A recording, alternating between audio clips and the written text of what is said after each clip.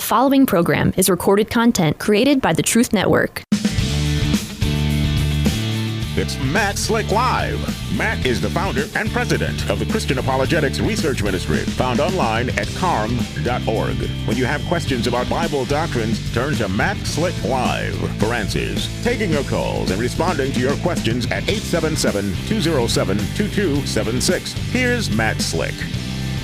All right, everyone, welcome to the show. It's me, Matt Slick. Listen to Matt Slick Live. Today's date is October 18th, 2023 for the podcasters. And if you want to give me a call, we have wide open lines. All you got to do is dial 877-207-2276.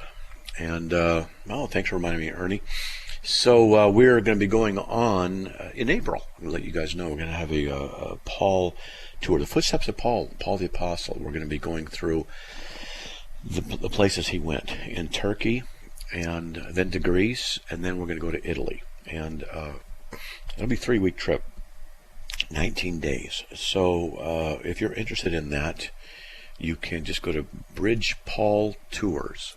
Was it Bridge Paul Tour? Yeah, bridgepaultour.com, and you can check it out. It's expensive, though. This is an expensive trip, but it'll be worth it. There's a lot of people we're going to be attending with, and we're going to see things like Pompeii, from what I understand.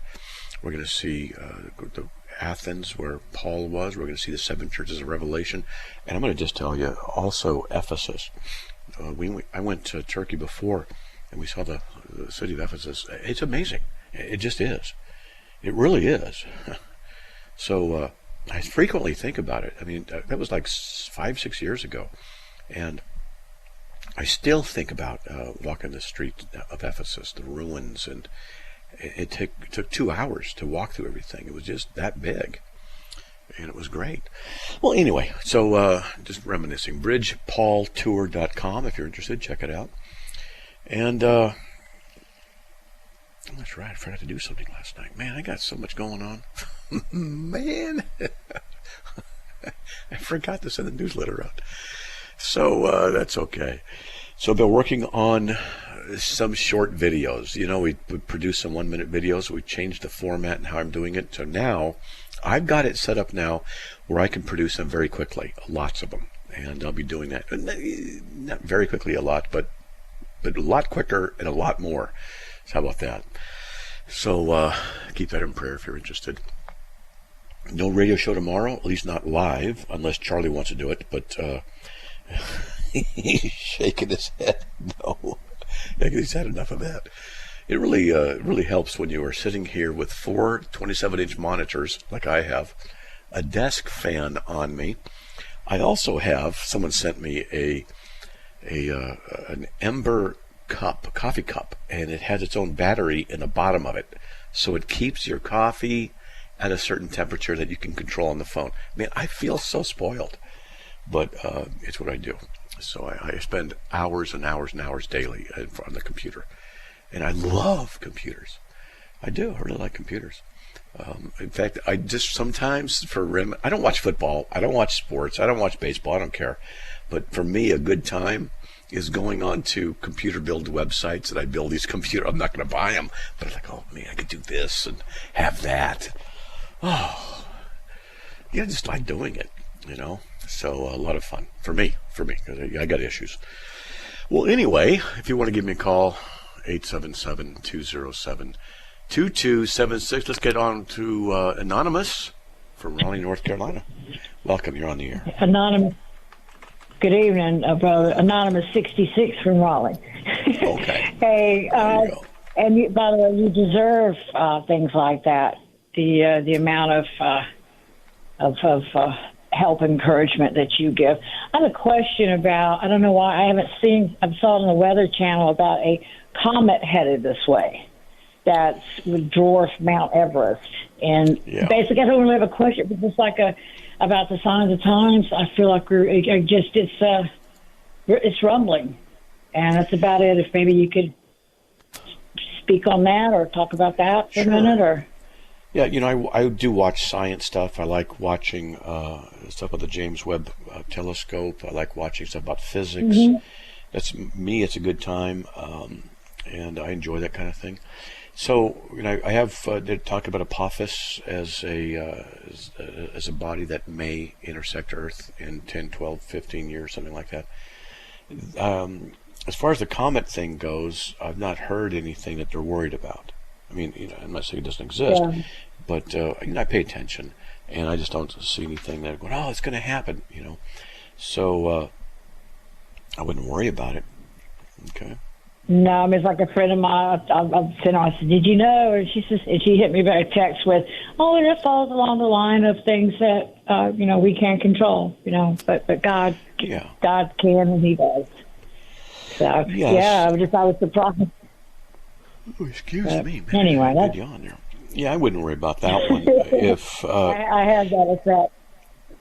Yeah, it's if something like that was to happen, there are astronomers all over and amateur astronomers who are watching this. So it's not going to be able to just be hidden.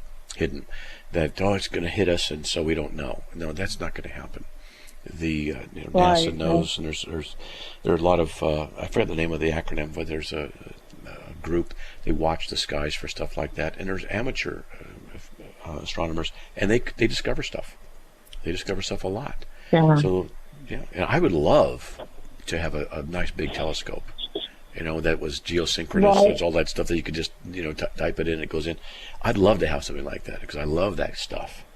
But oh yeah. For it, so. But anyway, that's about all. I'm not going to hold you up, but I thank you, and we every night. So and supporting your prayer as much as possible, and just thank you for what you do. Well, praise God. Thank you for saying that. I appreciate it. And okay, so all right. All right. Good night, my friend. Good. Okay, God bless. Hey, we have nobody waiting. If you want, you can give me a call. All you got to do is dial 877-207-2276. The last 4 digits spell CARM on your phone. So let's get to some radio questions. People send in, and you can do that too. In fact, I'd like to let people know that you can watch the show live. You go to YouTube, and it's / I think it's CARM videos. And you can watch, I'm just sitting here, it's not a big deal. But what's really good is on Rumble, we watch, I watch it. I watch the show on Rumble. And what's really good is the people, is it Rumble working? It should be. Yeah, I think it is. Yeah. That's kind of interesting. But there's a chat, bunch of chat room people that we have. And that is, I think I clicked on the wrong day. That's what I did. So I had to go back to the right day, which it doesn't have. Today's the 18th. Hey, how come we don't have the show on? What's up? Maybe Rumble's working fine. Well, there it is. I had to update my browser. Little technical issue here on my part. So rumble.com / Matt Slick Live, one word, and you can join in the mayhem. It's really nice. There's a lot of good people there. We have a lot of good discussions and stuff like that. It says, Matt, when we pass through the asteroid belt, we have no idea what is possible. There are too many to be accurate. That is true, Ernie. When we pass through the asteroid belt, but we really don't pass through it, it's between Mars and Jupiter, the asteroid belt. And Mars is really necessary, Jupiter is really necessary for life on Earth to be maintained, because it sweeps the area of a lot of asteroids and things that would come in contact with Earth over a long period of time. So it's really a benefit to have Jupiter where it is. And so between Mars and Jupiter is the asteroid belt, and it's very sparse. Now, on paper or in a drawing, it looks like really dense. You got to be really careful and go through it really carefully. Well, you do, but it's compared to what space is and the objects in a certain volume of space, it's very, very sparse. So anyway, not a big deal, but I like science. I do. I wish they said Pluto was a planet, though. I liked Pluto being a planet when they said a dwarf planet, but at least it's a planet, though. A dwarf planet. Then they have other dwarf planets out there. So I have an app on my phone, and every now and then I'll go on this app, and what I can do. I have a whole section. I arrange my phone logically. Unlike my wife, I get on her phone. Where is everything? How do you do it? I say, let me tell you how to do it the proper way. And then she gives me this weird look, like I don't know what I'm talking about. But at any rate, so I have this science app and Solar System Scope, and I love that app. I know people are probably going to get it now, but you can click on all kinds of constellations, planets, stars, everything, and you can click on it. Like there's Sirius. I'm looking at Sirius. You can go visit Sirius, and so you can go do that kind of stuff and tell you all kinds of information, give you pictures. I love that stuff. Science is great. All right, and by the way, did you know that science is a philosophy? And a lot of people don't know that. Now, I'm going to tell you something. This is so on Monday nights I do a doctorate program, and I've got to be online, so that's why I only do half the show on Monday, except for next Monday. I'll be on full hour because they're taking a week off. And so, to my surprise, there's 25 of us in the D-Min, called the D Doctorate of Ministry, D-Min. In the D-Min program, there's about 25 of us, and there's a lot of pastors. So I think I'm one of the oldest people on there, but whatever. And so we got talking, and I tried to say too much because I could talk about a lot of topics, right? So I got to be quiet, I can't say so. And so we had we had probably 100 pages to read, and about, 5 of them was about science and atheism and materialism, which is right up my alley. And so, whatever, maybe we'll talk about it for a minute or two. To my surprise, we talked about it for a half hour, a good half hour, maybe 40 minutes, I think, and talked about materialism, and they were asking about materialism, asking what this is and what that is, and I'm listening. I'm thinking, I could jump in and help out, but so I just held it back a little bit for a while, and then they kept talking about it and atheism and various things, and so some of the guys there know what I do, and will ask me a question every now and then, but so whatever. And so I said to the guys, finally after the end, I said, look, if you want some quick and easy ways to refute materialism and deal with the issue of science for your parishioners, I said, let me know. I can help you. I do this all the time. And I thought I was being very polite and very helpful. And pastors, they don't study like I do in all these topics because they don't have time. They're doing other things, and that's what they're supposed to be doing. And so I thought, well, I could just throw a little bit of help, and nobody took me up on it, even though they were talking about it for a half hour. Like, well, what about this? What about that? And I go, well, I can tell you guys the quick and slick ways to get this done. Anyway, it's not a big deal, but I thought maybe one would say, okay, but no. Oh, well, it's no big deal. No big deal. But I will tell you how to deal with materialism. I'll tell you what it is, and the philosophy of materialism. And when we get back from the break, I'll tell you about it a little bit, because it's rampant in America, and it's the undergirding principle of science itself. And so you hold on, and we'll be right back after these messages. Please stay tuned.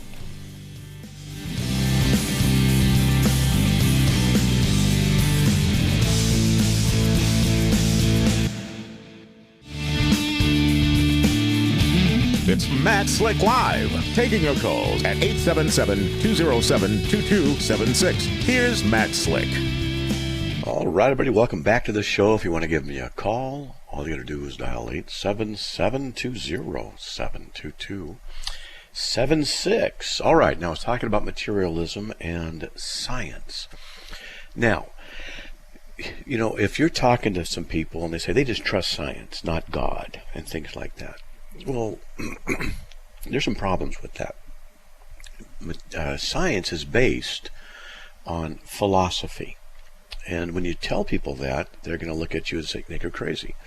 I say, no, it's based on philosophy. And I've had atheists say, no, it's not. I say, yes, it is. I say, can you use the scientific method, which I think I'll go go through with you briefly and talk about the scientific method, what it is. Can you use the scientific method to prove the scientific method? Can you use a scientific method to prove that science is true? Now, this is not a trick question, because science is basically trial and error, where you observe something and then you try and understand it, and you develop a hypothesis, then you develop a way to test your hypothesis, and then if you can modify the testing and or the hypothesis to the point of repeatability, and then you get predictability, then it becomes a theory. So a hypothesis graduates into a theory when the evidence supports it. All right. Generally speaking, science deals with the observable process within the present, not the past. Now, astronomy, they might say, you're looking back in the millions of years. Yeah. But that's you observe it in the present. So, what is science based on? Well, it's based on the idea of materialism. Science looks at the material world. Science is not looking at the issue of how do you love your neighbor. It's not talking about the issue of beauty and art. It deals with, you drop a ball off a roof, how fast does it fall, and what happens if the air is denser? What happens if the mass is the same in the ball, but the diameter is less? When does it reach terminal velocity? It's just looking at phenomena that occur, actions, events, things like this, and then trying to understand it from a purely physical thing. People will put a great deal of trust in science, as though science is the thing that helps so many people. Well, it does help, but it's based upon philosophical positions, for one thing. It's based upon uniformitarianism, which means that it's based upon the idea that the universe behaves the same way everywhere, that the same laws of physics apply everywhere. It's an assumption. It cannot be proven to be true, so it's an assumption. So it has at its basis a philosophical approach to learning about the material world by assuming something it can't prove. Well, what's the reason for the assumption? That's a question. That's a philosophy issue. And of course, ultimately, it's a theological one. All right, so they presuppose also the laws of logic, and so that they can presuppose these universal principles that applies to everyone, and that scientists are to use these laws of logic when examining, deducing, correcting, modifying hypotheses and tests in order to get to a theory. All right, so, but they can't use a scientific method to validate uniformitarianism, the uniformity of nature, and they can't use it to establish the laws of logic, because it has to presuppose them in order for the scientific method to work. So these two basic principles, the assumption that everything operates the same way everywhere, and the idea of the laws of logic, are the philosophical assumptions, along with materialism. Materialism holds that the only thing that can be truly proven to exist is matter, or the effects of things upon matter, or energy. And so, because of this, these are the three fundamental aspects of science: materialism, uniformitarianism, and the laws of logic.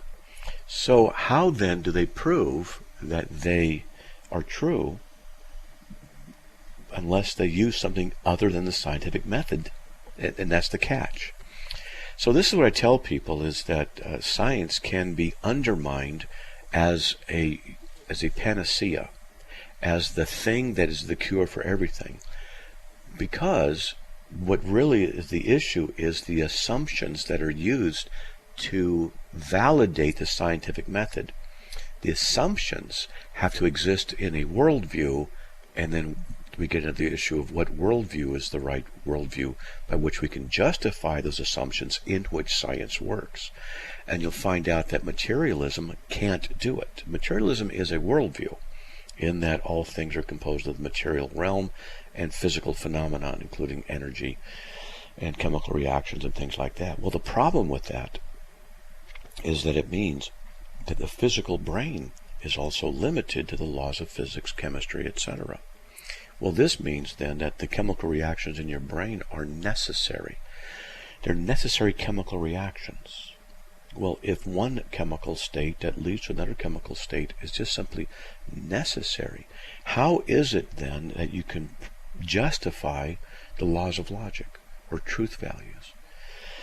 Now, I could explain that more, but the thing is, it's just chemical reactions. That perspective of materialism refutes itself because materialism says everything operates under the laws of physics, including your brain chemistry, but that means it's necessary chemical reactions.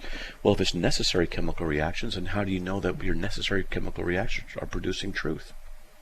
How do you know? It's just chemical reactions.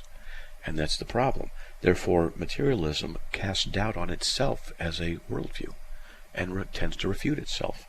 And this is why it's a problem.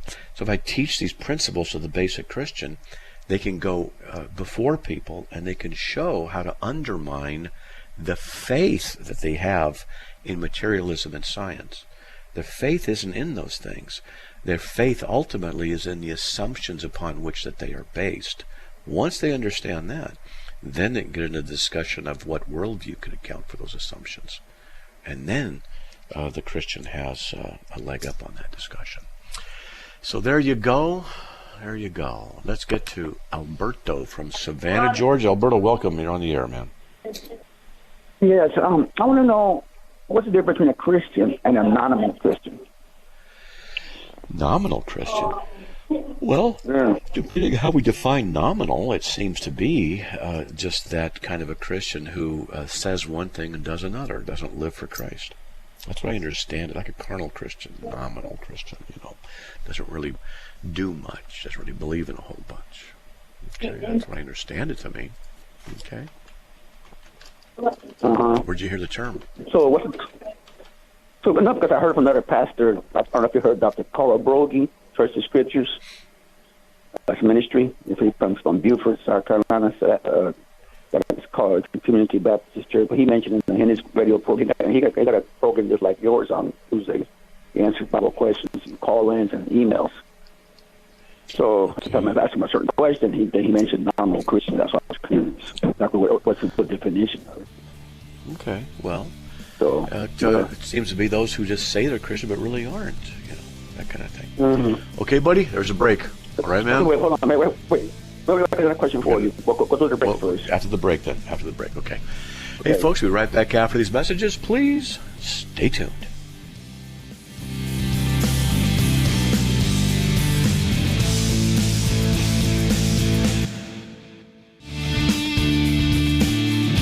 It's Matt Slick Live, taking your calls at 877-207-2276. Here's Matt Slick. All right, everybody, welcome back to the show. If you want to give me a call, 2 open lines, 877-207-2276. Give me a call. Alberto, welcome. You're on the air. Yeah, okay. My question is, how do you balance the 4 different types of soil mentioned in the Gospels versus Ephesians chapter 2, verse 8 and 9. How do you balance them between that? The 3 kinds of soul? No. The 4 different types of soil mentioned within the Bible. Wait. I don't understand one word you keep talking about, but I don't know what it is. Say it again. The Bible talks about the 4 different types of soil mentioned in the Gospels. Oh, soil. Soil. The 4 kinds of soil. Yeah, soil. Okay. I thought you said soul. I was like, what? Okay. No, all right. no. Okay. Soil. Okay. Versus Ephesians chapter 2, verses 8 and 9. Okay. How do you balance that? The parable compared with Ephesians chapter 2, verse 8 and 9. Parables are just meant to basically illustrate one major thing. And so the parable of the 4 kinds of soil is just the different kinds of people that the Word of God goes to. And some it bears fruit, some it doesn't. Now the why that they're like that, that's a different topic. Okay? And so it's just a generic kind of a statement about the different kinds of people that are out there. That's all that Jesus is doing there. And then Ephesians 2, 8 and 9, saved by grace through faith. So no big deal. It's all consistent. I know, but my point today is because we see the word with joy, but then when it comes to that persecution, they don't last long. You know what I mean? So it Right, falls because and rocks and the depth roots, and it dries up. So I don't want to put in good soil, and it produces fruit. So that's my whole point. You can accept the Lord, Ephesians chapter 2, verse 69, and still be in the category of one of those types of poor soils. That's my whole point. After you accept the Lord. Whoa. Okay. And so that's in Luke 8, okay? So you don't want to just say too many things too quickly. You want to make sure that what you're doing is exegeting the scriptures properly. So the sower went out, and some seed fell by the road. It was trampled underfoot. Okay, the birds of the air ate it up. That's not a believer. Okay? And other seed fell in rocky soil, grew up withered, had no moisture. Now, how does that relate to people? I'm not sure how to totally relate it. I mean, what kind of people is that? Maybe they just hear it, they walk away, go back to their sin. I don't know. Other seed fell among thorns, grew up and got choked out. Well, that's the cares of the world, the difficulties, and then the good soil, produce a lot. So he's just talking about the different kinds of people that are out there. Okay. Yeah, no, but we said different kinds of people out there. But like some people, they'll come to church, right? They said the Lord, they're all happy and joyful. But like my opinion, my understanding, I think, is once a person says the Lord, but then when we start for the cause of Christ, they won't last long because of the persecution of the word. You know what I mean? Because once the person, so even though you accept Christ and you're saved by faith through grace, but if the person doesn't keep continuing in the faith, or keep following the Lord in the narrow way, and the narrow way, Jesus said, "I'm the way and the life and the truth and the life," but He's the door. But you got to walk through that narrow way. Also, keep yourself in the narrow way to follow the Lord. Because Christ said that the Bible says that. Yeah, but hold on. You're saying a lot really fast. So, okay. So, you have a question about it? But my whole question is, even though you accept the Lord, people can still be fall on one of those four types of soil, even though you accept the Lord. That's my whole point. No. If you're a true Christian, it can't be that the first soil is you because there was no fruit born at all. That doesn't work. And the second, they hear for a little bit and they believe for a little bit, and then temptation comes, they fall away. All right, so they're not true believers. They can't handle it. See, God knows who's a true believer because He's indwelling them, but we don't. This is a parable for us, for general understanding of the different kinds of people. Okay, and in this case, who profess faith. All right, at least the last three. And so that's all. And it's a warning as well to be careful. Jesus is just telling people what the issue is. There's different kinds of people out there, different kinds of faith levels, and from none to very strong. And there's just a degree in between. That's all. That's all that's going on. So how do you apply that? People here, those who fall away, or those who apostasy, they go, they apostatize the faith. They've been in church for years, and people think they were saved. Really, they were doing things, and suddenly they just completely abandon the faith of God and go back in the world. So right, there's different kinds of people. That's what he's talking about, and each individual situation needs to be examined in detail before we make any generic statements about everybody who might fit into category 1, 2, 3, or 4. Okay. Like example, the great man, the great apologist, Robin, his situation, what happened to him? Was he really truly saved? Some people say he was, some people was he truly saved, or what? Well, I don't know his heart, but it would appear that he was saved, and that he fell into sin, and so maybe the Lord took him out. I don't know, but it was pretty bad, and his hypocrisy was evident, and he brought shame upon the name of Christ. So, but does it mean he's not saved? I would say not necessarily, but we could make an argument that he never was from the beginning because of some of the things he did. But we could make the argument that he struggled and failed a great deal, and and there's just variations within those. So without knowing all the personal stuff about him, we can't say. But how do you apply the Bible says that he who practices sin is of the devil? Or because it's one who practice sin would not inherit the kingdom of God. Yes, because those are the ones. Because those are the ones who are seeking in and living in sin. They're just living in it. They're practicing it. It's the way they live. Ravi wasn't doing that. Ravi was trying to live a Christian life, and he was caught up in the sexual sin. And so he's not living all in sin like an atheist or a drug dealer or whatever. They just abide in sin, live in sin. That wasn't Ravi. So we can't just say he was or wasn't a Christian. It's not that easy. All right? Okay. I'm not making judgment. I'm just saying some people might people do that. Like that's like example, my situation, the church house I go to. I just make one little committed simple sin. What's a sin that I commit like physically just because I looked at a person. And the person got offended, then the pastor said, "Oh, he's not born of God; was born in the flesh." He's like basically saying. Then the church started throwing remarks at me. "Oh, say what we say." The church members mocking me and throwing them in my face.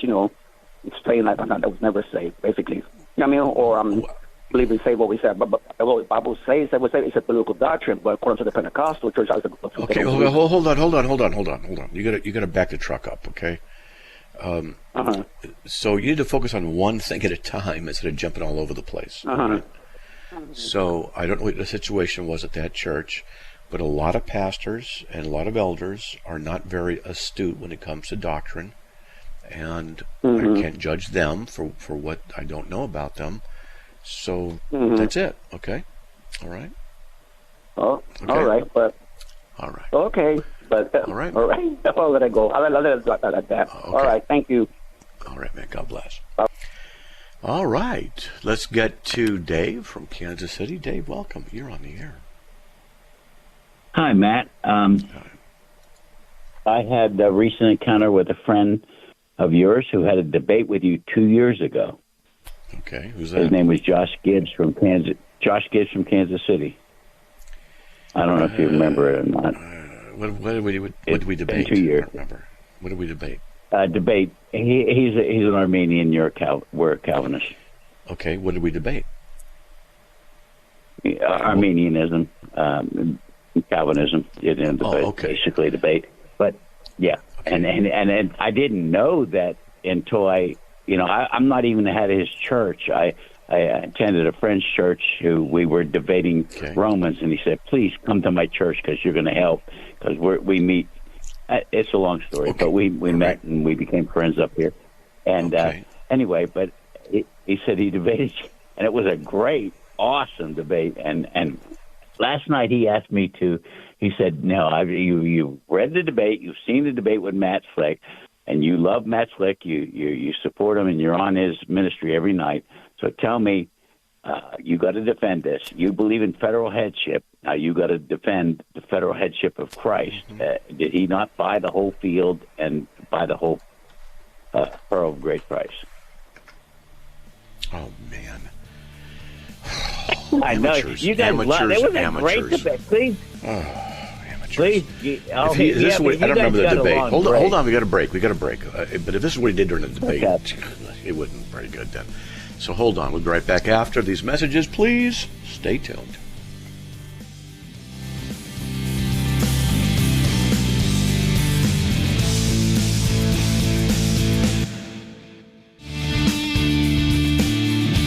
It's Matt Slick Live, taking your calls at 877-207-2276. Here's Matt Slick. Everybody, welcome back to the show. Let's see, as soon as the producer activates David again, I can get him back on. Just want to give you a reminder that we have 3 schools. If you want to check out School of Theology, School of Apologetics, School of Critical Thinking. On CARM, you just go to learn.carm.org. Learn, learn.carm.org, and you can check it out. It's real easy, and I wrote all the stuff in there, and it's written simply, but there's some complicated things, but I put them in such an easy way to understand that people just get it. That's how I like to communicate. Don't need all this highfalutin stuff. And if I use a term, I explain it, simple. And thousands of people have gone through the schools and really have enjoyed them. All right, let's get back on the air with... Oh, I hit the wrong button. Hold on a sec. There we go. All right, David, you still there? Okay, yeah. He said, after we talked about it, I said, I'm a supporter of Matt Slick. I watch Matt Slick every day, and he's I'm his biggest fan. And he said, but you're an occult member. I said, no, I'm not. I just... Wait. He said what? He said what? A cult member? I'm an occult. I'm in a Matt Slick cult. Wow. But I said, okay, I disagree with you on cessationism. Hold on. If he says you're a cult member, then he's saying I'm a cult leader. Right. Now the question is, am I a Christian according to him? No, see? I know. Anyway. You got to ask him. Are you saying Matt Slick is not a Christian? Listen. No, I said we disagreed on cessationism but that kind of thing. But listen, here's what he said. That if I believe, he said, you have to do this. He said last night, he said, if you have to defend federal headship of Adam, that we all died in Adam, then you have to explain how we all were not made alive in Christ within 30 seconds. Oh, man, because he didn't die for all. He only bore the sins of the elect. And therefore, we're made alive in Christ applies only to the elect. We've got 15 seconds left over. If you go back onto that debate, it was a great debate. You guys did a great debate. But, I debated this guy last night. And you debated him 2 years ago. So, actually, I'm looking at the notes from it, because what I do when I debate someone that's set up in advance is I create a folder. I have a folder system of many debates. And I take notes, and I have my notes from what he said. My notes are 15 pages of stuff. I mean, I've got his rebuttal. I got questions. I've got stuff, closing statements. Oh, we do it every week. Yeah. Mm-hmm. I'm involved in it now, so that's how the providence of God works. Mm-hmm. I'm now involved in his life just the way I'm involved in your life. Okay. Yeah, but you got to ask him, because this kind of if he's saying, we'll put it this way, if he is saying that you're a cult participant, and that if he's saying, because I believe in limited atonement, that I'm a cultist, and then you need to ask him, is Matt Slick saved? You need to just ask him, is he a Christian or not? No, I know. Okay. I know. Yeah, and he needs to, because if he's gonna go out publicly saying I'm not a Christian, for example, then he needs to defend that. I don't think that's the way it ended up. I don't think it's the way it ended up. Well, you guys ended up very amicably. No, I know, but 2 years ago you ended up very amicably. Just that, again. He didn't do that. Again, I don't see. Oh, here's his other thing. When the man, now here's the limited atonement argument he had, that the man walked the whole field to find the pearl of great price. That means there's unlimited atonement. Now, when he quoted that, did you hear by any chance any noises around the area? No. Like a verse being ripped out of its context. I was just, I could just, because if I'd have been in a room and he said that, I'd go, whoa, did you hear that? Man, that was so loud. That's one of the loudest I've ever heard. It's just so lame. Look, this Matthew 13:44. The kingdom of heaven is like a treasure hidden in the field, which a man found and hid again, and a joy overcoming. Sells all that he has to buy the field. This is not about limited atonement. It's not about that. It's about making sure that you get everything just to go to heaven. Okay. Just to find the heaven. That's what it's about. And to say he buys the whole field, therefore means Jesus bought everyone. So then Jesus bought everyone in order to find the field, something hidden in the field. This guy, if this is how he's thinking, he couldn't argue his way out of a wet paper bag. Well, He did not win your argument. If you go back 2 years ago, he did not win it. But the thing is, I went to Dallas Bible College, and they were a subsidy of Dallas Theological Seminary, and this was in 1983. I mean, we had Charles Ryrie and Norman Geisler in my chapels every week, and I'm of that, but that's where it came out of, and I can argue that point, and that's what I told him. I said, I can argue that point. You understand that? Yeah. And he said, no, listen. Yeah. And I said, so what about this? That Jesus's purchase was he was sufficient for the whole world, but efficacious only to the elect. And he said that doesn't work either. The blood is sufficient, but legally he only bore the sin of the elect. Here's my notes for him. He went over historical views, Reformation, etc., and he affirms penal substitutionary atonement. So because he that's my notes, but he affirms that. Which can you means, send it to me? Because I would love to debate him. I'm in debating him every week now. Tell you what, you email me. Just email me at info@carm.org. I'll send you this document, and I'll send you another document, okay? And you're going to love it. Thank you. Right? And here's some other notes. And not that, like you said at the end of it, he's a great guy. He's a sharp kid. He's young. All right. Love you, man. But doesn't know what he's doing. Right. Okay. Just email me, info@carm.org. Okay, man, we'll talk to you later. Ooh. Yeah, I keep notes on the people I debate. When I do a formal debate, it's arranged ahead of time.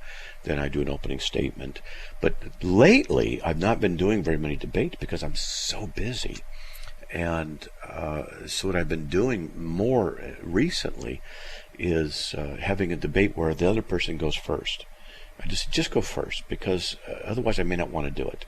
Because I don't have time to do all this stuff. I mean, I was swamped today till 5 minutes before the radio show. And I got so much to do. I'm actually arranging if people want to talk to me while I'm driving tonight. I got to drive to another city and for a little while, and and stuff. But anyway, just trying to work it out. So I keep these notes. I've been doing this for a long time, and I've got 2, 3, 4 years of notes from the varying individuals. And so what I want to do now is, if people want to debate me, say, okay, well, debate and with a generic topic, and then let them go, and then I just usually respond to their opening statement, and I can develop my opening statement while I'm listening to theirs, and that's what I do most of the time now, because I really, it's just, I've done debates where where I prep for 2-3 weeks. Now, if it's a more prominent debate, say it's a national person, a national atheist or something like that, I'll debate them. I mean, I will prep up. I'll take a couple of months, and that's what I did with. Oh man, I had his name right there. Oh, I can't remember his name. Anyway, I've done prominent debates with 3 very prominent debates in the United States. Oh man, I hate it when I forget the name. Oh, so anyway, I read his books, read 2 or 3 of his books, and I got quotes, and I listened to probably 5 or 10 hours of debates that he did, and man, I put stuff together I extracted stuff. I said this, you said this over here. He said, oh man, I had him swimming backwards. Dan Barker, that was the guy I debated. And then there was also Matt Dillahunty I've debated, and Eddie Tabash, and others. All right, let's get on it with Charles from Ohio. Hey, Charles, welcome. You're on the air. Hello, Matt. How are you, sir? Doing all right, man, by God's grace. What do you got, buddy? So I wanted to talk to you about preterism. I followed you for a while, and I'm under the impression that you consider yourself to be a partial preterist. Is that right? That's correct. Mm-hmm. Okay, well, I consider myself to be a full preterist. Okay. So my question, I've asked numerous partial preterists this, and I haven't got a sufficient answer. Okay. At least I don't think it's been sufficient. All right. So do you believe that heaven and earth have passed away? No. No. That's correct. Okay. So in Matthew 5:18, Jesus says, "Truly I say to you, until heaven and earth pass away, not an iota, not a dot will pass from the law until all is accomplished. So he's linking heaven and earth passing away with the law. So if heaven and earth haven't passed away, then that means the law is still in effect? Are you asking about a demonstration to support preterism, or just another question? No, I'm asking a straightforward question. If heaven and earth haven't passed away, then that means, according to Matthew 5:18, then that means the law hasn't passed away, correct? Not necessarily, because if the law states in it that certain criteria must be met and that it will be abrogated upon the arrival of the Messiah, then the Old Testament law would still be in effect. Particularly, for example, in you all the nations shall be blessed. That's Genesis 12:3, which is quoted by Paul in Galatians 3:8.